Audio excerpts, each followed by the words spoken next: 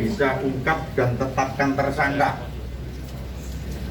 Jadi pembunuhan berencana yang disertai dengan pikiran pemberatan ini dilakukan oleh seorang atas nama Sumani yang sampai sekarang belum bisa diambil keterangannya karena yang bersangkutan sakit.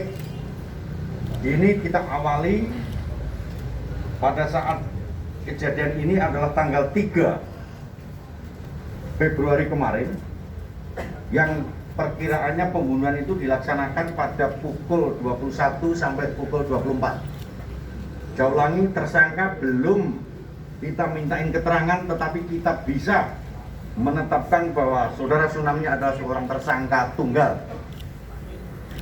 Ini kita lakukan karena dalam 184 KUHP tidak perlu keterangan tersangka, tetapi hasil saintifik identifikasi telah membuktikan cukup bukti yang bersangkutan sebagai tersangka.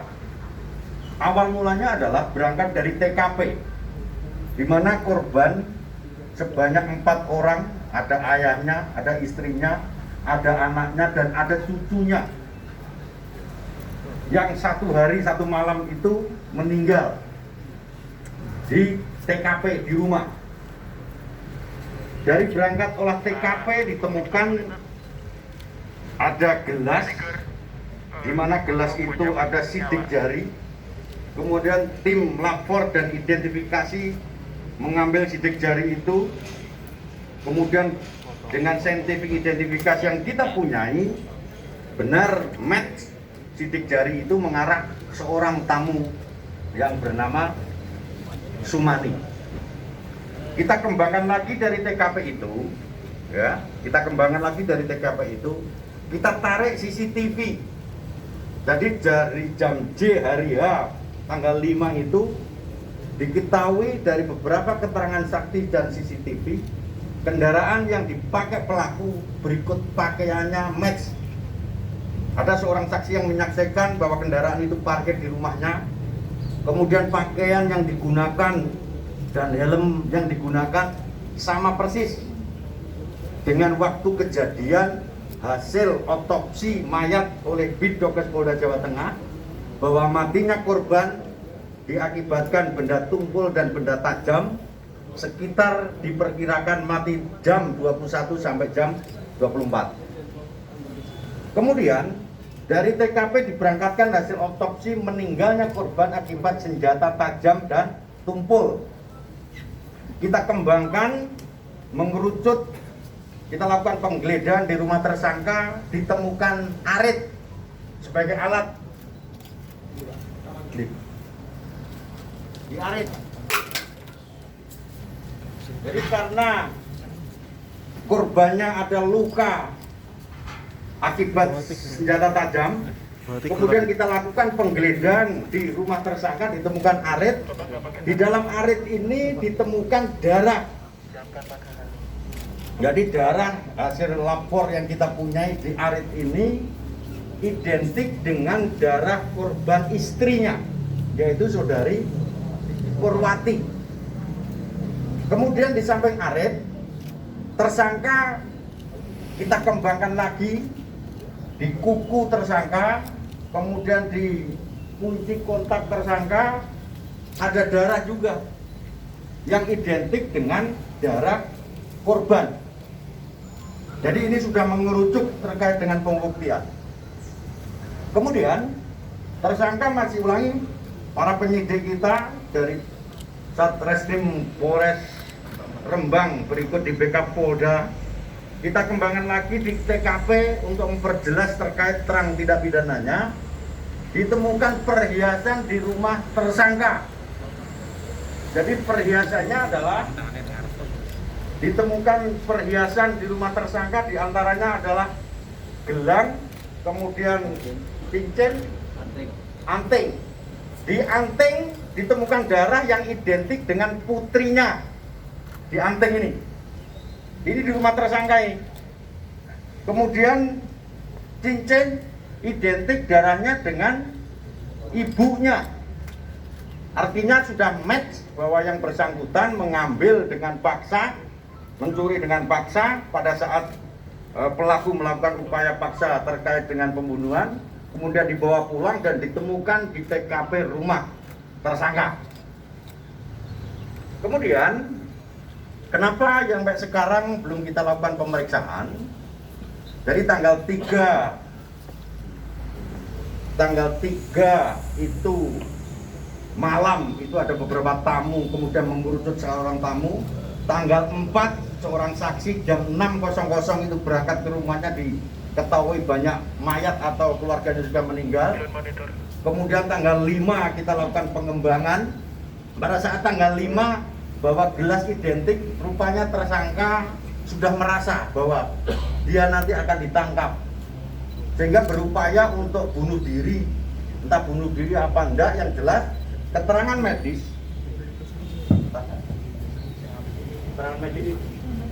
dari dokter, keterangan medis dari dokter rumah sakit kita mengatakan bahwa yang bersangkutan belum diperiksa karena mengandung pestisida di ginjalnya.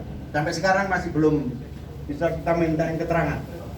Dari keterangan dari dokter, yang bersangkutan belum dilakukan pemeriksaan karena mungkin berupaya untuk bunuh diri. Sampai sekarang masih dirawat di rumah sakit tersangkanya. Tetapi kita penyidik sudah bisa menetapkan tersangka berdasarkan persesuaian bukti, barang bukti dan petunjuk yang menguatkan dengan beberapa keterangan ahli, baik surat maupun keterangan ahli kita lapor dan Bidokes Polda Jawa Tengah. Demikian rekan-rekan sekalian, bahwa terkait dengan kasus tindak pidana pembunuhan berencana disertai dengan pencurian kekerasan ini bisa kita ungkap pada saat ini. Demikian yang saya sampaikan. Ada pertanyaan? Tersangka sebelumnya udah kenal sama korban dan jadi begini, motif itu muncul kalau sudah dilakukan pemeriksaan kepada tersangka. Tersangka sampai sekarang belum bisa diperiksa karena yaitu tadi mau bunuh diri. Tetapi ada kata-kata bahwa wis sing wis yo wis, itu di BAP awal, interogasi awal dari penyidik mengatakan begitu. Artinya apa? Bahwa di situ ada motif dendam tentang sesuatu. Jadi pada saat beberapa saksi yang kita periksa ada penawaran terkait dengan gamelan, dan korban telah menerima uang sekitar 15 juta kalau tidak salah. Jadi ada motifnya mungkin, karena tersangka belum kita periksa, motifnya adalah terkait dengan masalah uang. Dan dia kenal dengan korban dan tersangka. Baik, yang lain? Mohon izin, Pak Polda. Saya Dimas, Pak, dari Menyingkap Tabir TV One, Pak. Kecocokan saksi dan CCTV berupa apa saja? Lalu bukti transfer 8 juta itu apakah ada di sini, Pak? Gitu, Pak. Jadi begini, CCTV itu adalah jam J pada saat hari Rabu, yaitu pukul 8 bahwa yang bersangkutan keluar rumah, kemudian parkir jam 10 di rumah tersangka, kemudian diketahui oleh tetangganya atas nama siapa di situ persesuaiannya, kemudian persesuaian yang lain helm, kemudian jaket, kemudian motor, ini jaketnya, motornya itu, helmnya identik dengan CCTV dan kendaraan dan helm jaket yang dipakai yang bersangkutan. Sedangkan untuk transfer uang itu masih kita dalami karena itu menyangkut terkait dengan kerahasiaan bank. Cukup? Yang lain? Di dalam handphonenya seperti apa, Pak? Ada percakapan khusus, Pak? Di handphonenya ada percakapan pada saat itu istrinya nelpon tidak terangkat pada saat durasi antara jam 21 sampai 24. Tetapi pada saat jam 10 dia sempat browsing, terus ada percakapan dikuatkan oleh anaknya tersangka bahwa anaknya mengatakan bahwa bapak keluar rumah dari jam 8 sampai pukul 24. Artinya memang benar yang bersangkutan sudah tidak ada di rumah. Cukup? Hubungan antara korban dengan pelaku dan Teman, mungkin kolega, tentang bisnis atau lain itu belum kita dalam. Yang jelas di situ ada transaksi gamelan. Gamelan. dan Ancaman hukumnya hukuman mati dan seumur hidup karena berencana pemberatan dan pencurian kekerasan. Dan ada informasi pelaku dijaga ketat baik medis maupun anggota kita. cukup ya. Benda tumpulnya belum ketemu. Yang sudah ketemu adalah benda tajam karena benda tajamnya posisi ada di rumah ini, dan ini ada darahnya. Darah yang dipakai, darah identik dengan darah korban Ibu Purwanti, istrinya, identik ini. Dikuncinya juga sama. Bertamu.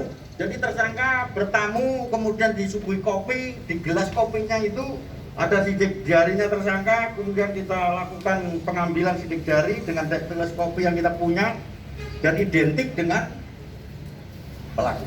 Oke, jelas ya? Cukup ya, cukup ya. Belum itu posisi korban masih itu ya, Mas. Belum tidur gitu sudah. Sudah tidur. Terus tunggu. Tamunya dibiarkan begitu dan atau bagaimana? Nah itu nanti kalau dia sudah sadar kita periksa akan tahu. Oh, bisa diperiksa. Cukup ya, teman-teman ya. Oke. Cukup ya, cukup ya. Makasih, makasih, makasih. Oke, terima kasih. Cukup ya. Terima kasih. Terus rekan-rekan wartawan jangan lupa saya pesan untuk tetap protokol kesehatan. Siap. Diberikan edukasi